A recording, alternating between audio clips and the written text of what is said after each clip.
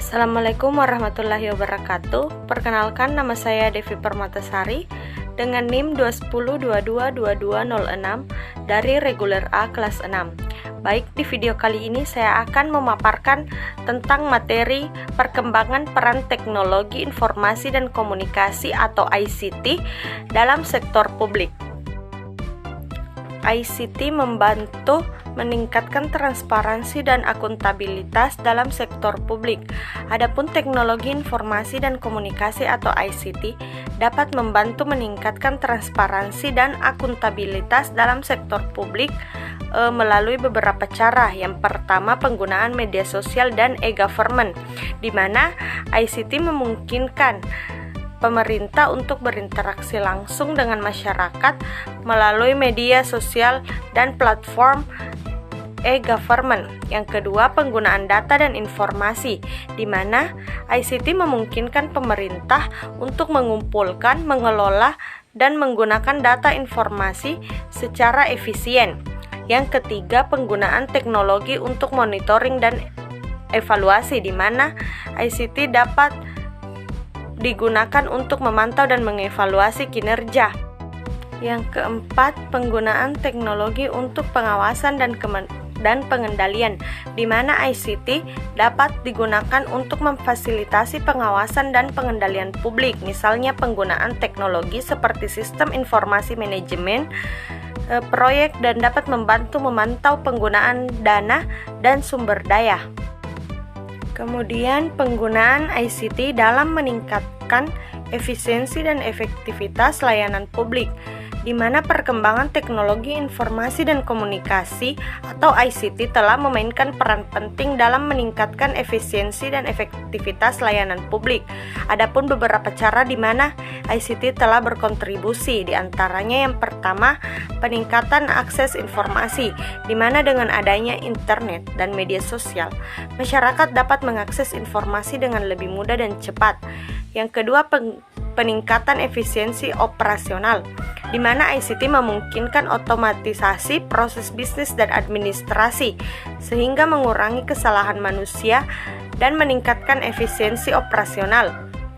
Kemudian yang ketiga, peningkatan interaksi masyarakat, di mana ICT memfasilitasi komunikasi antara pemerintah dan masyarakat.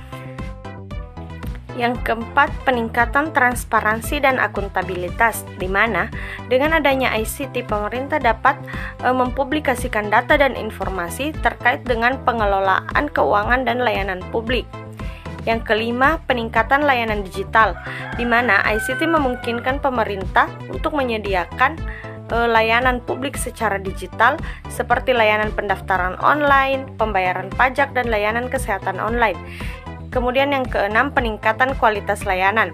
Dengan adanya ICT, pemerintah dapat menggunakan data dan analitik untuk memahami kebutuhan dan preferensi masyarakat sehingga dapat menyesuaikan layanan publik sesuai dengan kebutuhan tersebut. Adapun tantangan dalam penerapan ICT di sektor publik dan cara mengatasinya. Tantangan dalam penerapan ICT di sektor publik, khususnya dalam konteks e-government, meliputi beberapa aspek penting di antaranya. Yang pertama, inisiatif dan pemaknaan implementasi, di mana salah satu tantangan utama adalah inisiatif dan pemahaman implementasi. Yang kedua, sistem manajemen dan proses kerja, di mana implementasi melalui situs web daerah seringkali tidak didukung oleh sistem manajemen dan proses kerja yang efektif. Yang ketiga, pengecekan dan pengembangan, di mana banyak pemerintah daerah yang mengidentifikasi implementasi e-government hanya untuk sekedar membuat situs web Pemda saja, sehingga penyelenggaraan e-government hanya berhenti pada tahap pembuatan saja. Untuk mengatasi tantangan-tantangan tersebut, ada beberapa cara yang dapat dilakukan. Di antaranya yang pertama, koordinasi dan kolaborasi, di mana mendorong koordinasi dan kolaborasi antara berbagai instansi pemerintah untuk memastikan bahwa implementasi e-government dilakukan secara koordinasi dan terintegrasi. Yang kedua, pengembangan sistem manajemen, di mana mengembangkan sistem manajemen yang lebih baik dan yang mendukung proses kerja yang efektif dan meningkatkan integrasi teknologi dalam operasional sehari-hari. Yang ketiga, peningkatan keterampilan sumber daya manusia, di mana melakukan pelatihan dan pengembangan keterampilan sumber daya manusia dalam melakukan teknologi.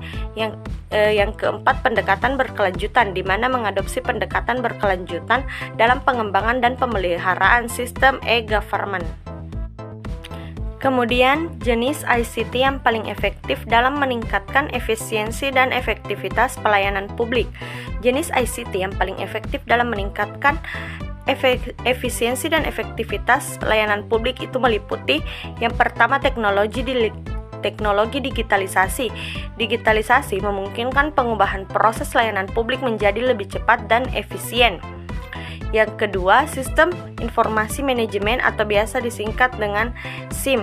SIM adalah sistem yang mengintegrasikan data dari berbagai sumber untuk mendukung pengambilan keputusan yang lebih baik dan lebih efisien, di mana dengan menggunakan SIM, pemerintah dapat mengelola sumber daya publik dengan lebih efisien dan dapat memastikan bahwa layanan yang disediakan dengan cara yang lebih efektif. Yang ketiga, teknologi cloud computing yang memungkinkan penggunaan sumber daya komputasi dan penyimpanan data secara virtual dan terbagi yang dapat meningkatkan efisiensi dan efektivitas layanan publik dengan memungkinkan akses terhadap data dan aplikasi dari mana saja dan kapan saja. Yang keempat, big data dan analitis, di mana penggunaan big data dan analitik memungkinkan pemerintah untuk menganalisis dan memahami data yang besar untuk mendukung pengambilan keputusan. Yang kelima, teknologi mobile dan Internet of Things atau IoT, di mana teknologi mobile dan IoT memungkinkan penggunaan perangkat yang terhubung untuk meningkatkan akses terhadap pelayanan publik dan memfasilitasi komunikasi yang lebih efektif antara pemerintah dan juga masyarakat. Adapun yang menjadi kesimpulannya yaitu ICT meningkatkan transparansi dan akuntabilitas di sektor publik melalui penggunaan media sosial, e-government, data dan informasi, teknologi monitoring, dan evaluasi serta pengawasan dan pengendalian. Tantangan dalam penerapan e-government meliputi inisiatif dan pemahaman implementasi yang belum terkoordinasi, sistem manajemen dan proses kerja yang belum efektif, serta kurangnya pengembangan dan pemeliharaan yang sederhana, dan untuk mengatasinya diperlukan koordinasi pengembangan sistem manajemen, pengembangan keterampilan sumber daya manusia, dan pendekatan berkelanjutan. Dan dengan mengatasi tantangan ini, sektor publik dapat memanfaatkan ICT untuk meningkatkan layanan kualitas hidup masyarakat. Baik, selanjutnya kita masuk ke sesi pertanyaan. Pertanyaan pertama yaitu dari Saudari Putri Amelia Lestari. Pertanyaannya yaitu, bagaimana teknologi informasi dapat membantu dalam upaya peningkatan transparansi dan akuntabilitas pemerintah? Jadi, dengan adanya teknologi informasi, pemerintah dapat dengan mudah mempublikasikan data dan informasi yang penting secara online, sehingga memungkinkan masyarakat untuk mengakses informasi publik dengan lebih mudah. Pertanyaan kedua dari Saudari Mediana. Pertanyaannya yaitu, apa saja manfaat dari implementasi e-government dalam sektor publik? Implementasi e-government memungkinkan pemerintah untuk memberikan layanan publik dengan lebih cepat, transparan dan efisien, serta meningkatkan keterlibatan masyarakat dalam proses pengambilan keputusan. Pertanyaan selanjutnya dari Saudara Rahmatullah. Pertanyaannya, apa tantangan utama dalam implementasi teknologi informasi dan komunikasi di sektor publik? Jadi, tantangan utama dalam implementasi teknologi informasi dan komunikasi sektor publik meliputi masalah keamanan data, kurangnya sumber daya manusia yang terampil, serta resistensi terhadap perubahan dari pihak yang terdampak. Selanjutnya dari Saudari Fauzia Anggriani. Apa peran Big Data dalam meningkatkan efektivitas kebijakan publik?